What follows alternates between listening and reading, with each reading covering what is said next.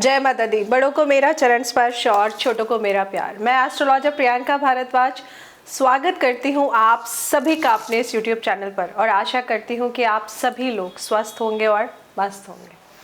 आज मैं आप सबसे बात करने आई हूँ हमारे प्रिय ठाकुर जी को लेकर, यानी कि मैं आज आपसे बात करूँगी एकादशी को लेकर।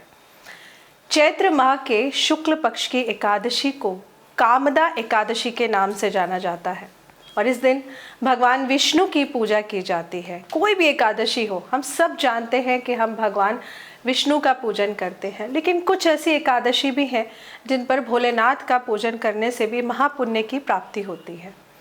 एकादशी भगवान विष्णु का ही अंश कहा जाता है, इसलिए इसे सभी व्रतों में बहुत सर्वश्रेष्ठ माना जाता है। चैत्र महीने की शुक्ल पक्ष की एकादशी बहुत महत्वपूर्ण मानी जाती है और वैसे भी जैसा कि मैं आप सभी को बताती हूँ कि हर एकादशी का अपना ही एक महत्व होता है। हमारे हिंदू नववर्ष की ये सबसे पहली एकादशी होती है, इसीलिए ये बहुत ख़ास होती है, बेहद ही ख़ास। ऐसा माना जाता है कि कामदा एकादशी के दिन व्रत रखने से और पूजा करने से सभी पापों से मुक्ति मिलती है। तो आइए जानते हैं इस बार कामदा एकादशी के व्रत की डेट क्या है, मुहूर्त क्या है, किस समय पूजा करना अच्छा रहेगा, पारण समय क्या है। इस साल कामदा एकादशी का व्रत हम सभी लोग 1 अप्रैल 2023 यानी कि शनिवार को मनाएंगे। एकादशी व्रत के दिन श्री हरि का अभिषेक और उनके मंत्रों का जाप करने से आपके हर प्रकार के समस्त कष्ट दूर हो जाते हैं। हमारे हिंदू धर्म में किसी ब्राह्मण की हत्या करना सबसे भयंकर पाप माना जाता है और ऐसा माना जाता है कि ब्राह्मण की हत्या का पाप भी कामदा एकादशी का अगर आप नियम से उपवास रखना शुरू कर दे तो वो भी मिट जाता है। इसीलिए इस एकादशी का बहुत महत्व है। हर एकादशी अपने में ही एक बहुत अच्छी पुण्यदायी एकादशी है।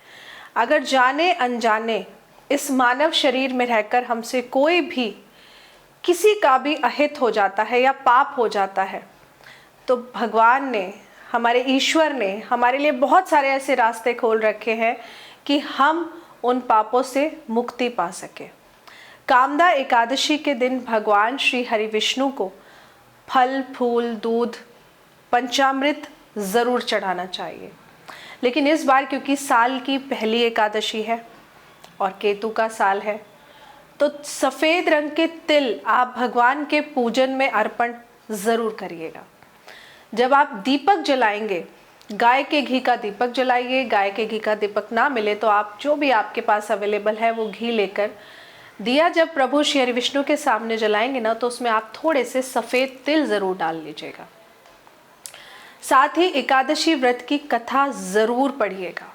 पंचामृत से स्नान ज़रूर कराइएगा प्रभु को। इसके अलावा रात में भगवान विष्णु की आराधना ज़रूर करनी चाहिए। जब आप एकादशी का व्रत रखते हैं, सुबह आप व्रत की शुरुआत जब कर लेते हैं तो रात्रि के समय भी पूजन ज़रूर करना चाहिए। कुछ नहीं तो आप ओम नमो भगवते वासुदेवाय का जाप ही कर लीजिए, इतना भी काफ़ी है।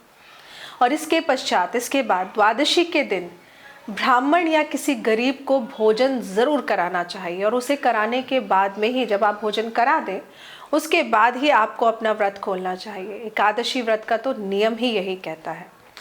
कोई भी व्रत हम रखते हैं तो कहते हैं कि व्रत का पारण अगले दिन जब आप सूर्यदेव को जल दे दें और जब आप दान जो आपने निकाला है आप वो दे आएँ, मंदिर में दान कराएं, तो ही उसका पारण प्रॉपर माना जाता है।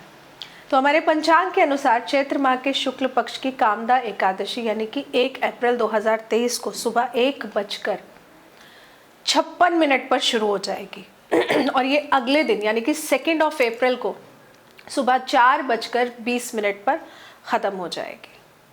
तो पूजा का ये मुहूर्त बहुत शुभ रहेगा, व्रत का मुहूर्त बहुत शुभ रहेगा और इसमें से जो सबसे शुभ मुहूर्त है पूजा करने का वो है सुबह 7:45 से लेकर के 9:20 का। ये 1 तारीख का मुहूर्त है।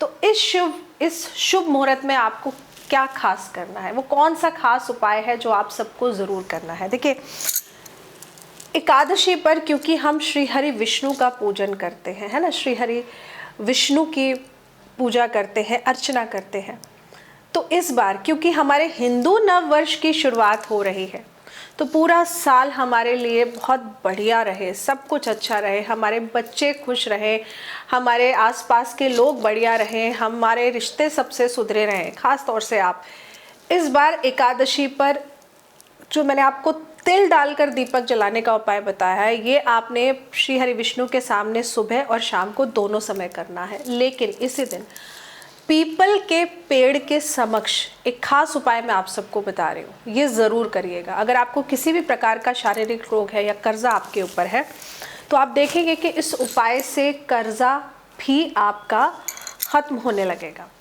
करना क्या है आपको, आपने एक काले रंग का धागा लेना है। इस काले रंग के धागे पर आपने 11 गांठ बांधनी है। 11 गांठ बांधने के बाद में इस धागे को अपने सिर के ऊपर से 7 बार एंटी क्लॉकवाइज घुमाना है और फिर शाम के समय एक मिट्टी के दीपक में इस धागे को 5 बार मोड़कर फिर एक बनाकर आपने इसका सरसों का तेल डालकर दिया जलाकर और काले और सफ़ेद तिल मिलाकर आपने पीपल के वृक्ष के नीचे ये दिया जला देना है।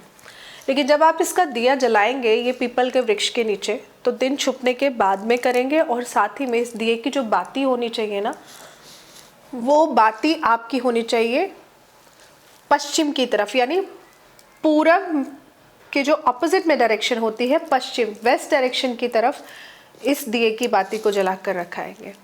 ये एक बार इस एकादशी वाले दिन आप कर लीजिए। अगर वाकई में आपको लग रहा है कि कर्जा नहीं ख़त्म हो रहा है, तो ये एक बार करने से ना आपके बंद रास्ते खुल जाएंगे। आपको खुद को लगेगा कि एक बार किया हुआ एक छोटा सा उपाय, काले धागे का छोटा सा उपाय कितना चमत्कारी आप लोगों के लिए साबित हो सकता है। और क्योंकि हमारे श्री हरि विष्णु का दिन है और वो अपना आशीर्वाद ना दे, ऐसा तो हो ही नहीं सकता है। तो ये छोटा सा उपाय मैं आप सभी के लिए लेकर आई थी और मैं आप सबको हाथ जोड़कर सर झुकाकर थैंक यू बोलूँगी कि आप लोग हमारे द्वारा बताए हुए उपाय कर रहे हैं, वॉइस रिकॉर्ड करके व्हाट्सएप पे मैसेजेस भी कर रहे हैं, हमें बता भी रहे हैं कि आपको कितना आराम मिल रहा है, कितना रिलीफ मिल रहा है आपको, जिससे मुझे ना बहुत खुशी हो रही है सुन के। क्योंकि देखिए, मैं जानती हूँ हर किसी के लिए पॉसिबल नहीं हो पा रहा है अपॉइंटमेंट लेना, और आपके अपॉइंटमेंट टाइमिंग्स के अकॉर्डिंग आपको अपॉइंटमेंट नहीं मिल पा रही है। लेकिन थोड़ा सा सब्र बना कर रखिए। अगर 2 दिन बाद की भी मिली है तो 2 दिन बाद आपका नंबर तो आ ही जाएगा, है ना। बस एक छोटी सी विनती करूँगी, आप लोग जितने लोग मुझसे जन्म कुंडली दिखा रहे हैं, आप प्लीज़ अपने फीडबैक देते रहिए, नीचे कमेंट सेक्शन में लिखते रहिए। क्योंकि उस वजह से क्या होता है ना, बाकी जो लोग देख रहे हैं उनको एक ट्रस्ट होने लगता है, एक विश्वास होने लगता है, उन्हें लगता है कि अब उनके पैसे वेस्ट नहीं है। क्योंकि आप में से कितने लोग हैं जो मुझे फ़ोन करके बोलते हैं, जो बताते हैं कि मैम हमारे पहले इतने पैसे वेस्ट हो गए, हमारे पूजाओं के नाम पे हमसे कितने सारे पैसे ले लिए गए हैं और कुछ नहीं हुआ, हमारे तो पैसे वेस्ट गए हैं। तो मैं आप सभी से हाथ जोड़कर अनुरोध करूँगी, विनती करूँगी कि देखिए, पहले क्या हुआ मुझे नहीं पता, लेकिन अगर आप मेरे पास आए हैं तो मैं इतना आपको श्योरिटी से बोल सकती हूँ कि आपके पैसे तो वेस्ट नहीं होने दूँगी। आपको सही रास्ता दिखाऊँगी और आपको उपाय क्या अच्छे आपके जन्म कुंडली के अनुसार रहेंगे वो ज़रूर बताऊंगी। और जब आप उपाय करेंगे ना, तो क्यों आपको फल नहीं मिलेगा, ज़रूर मिलेगा। करना तो शुरू करिए, करके तो देखिए। फल देने के लिए ये बैठे हैं ना हमारे ठाकुर जी, और जब आप कर्म करेंगे, कर्म हमेशा प्रधान है, तो फल क्यों नहीं मिलेगा, फल भी ज़रूर मिलेगा। तो जो लोग अपना जन्म कुंडली अध्ययन कराना चाहते हैं वो नीचे स्क्रीन पर दिए हुए नंबर पर हमसे कनेक्ट हो सकते हैं। कॉल या व्हाट्सएप करके आप अपॉइंटमेंट बुक कर सकते हैं। मेरा सिर्फ एक यही नंबर है। जो लोग बाकी अपने नंबर्स दिए जा रहे हैं, क्योंकि यूट्यूब पर नीचे आप कमेंट करते हैं, कुछ लोग अपने नंबर्स दे देते हैं, मेरा कोई नंबर नहीं है। अगर आप कहीं और पैसे ट्रांसफ़र कर रहे हैं तो आप अपने रिस्क पे करिए, क्योंकि मेरा सिर्फ एक यही नंबर है जिस नंबर पर आपकी अपॉइंटमेंट बुक होगी। तो आशा करती हूँ आपको जानकारी अच्छी लगी हो। जानकारी अच्छी लगी हो तो नीचे कमेंट सेक्शन में जय माता दी या फिर राधे राधे ज़रूर लिखिएगा। जय श्री कृष्णा, जय माता दी।